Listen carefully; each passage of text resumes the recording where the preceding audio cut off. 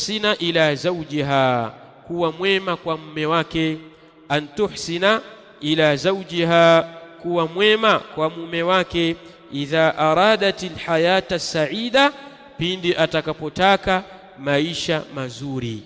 Mwanamke wa Kiislamu atakapotaka maisha ya mafanikio, atakapotaka maisha mazuri, basi ni juu yake mwanamke wa Kiislamu kuwa mwema kwa mume wake, jambo ambalo wanawake wengi leo hii wamelikosa.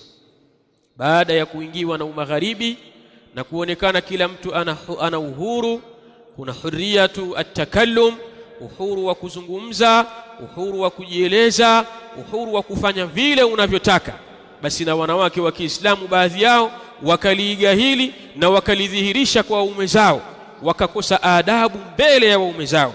Sasa Mtume sallallahu alaihi wasallam katika hadithi anasema, fa inna an-nabiyya sallallahu alaihi wasallam yaqul, hakika Mtume sallallahu alaihi wasallam anasema, idha da'a ar-rajulu imra'atahu ila firashihi, pindi atakapomuita mwanaume mke wake katika tandiko lake.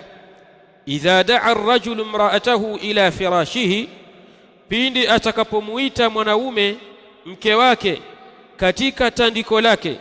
Na hii wanataja ulama ni kinayatun anil jimaa. Mume atakapomuita mke katika tandiko lake, katika kitanda chake, kwa ajili ya kitendo cha ndoa, fa abat, akakataa mwanamke huyo, akasema mimi nimechoka, nimefanya kazi nyingi, kuanzia asubuhi naosha watoto, niko naosha vyombo, niko nafua, mimi nimechoka, niache bwana, sitaki.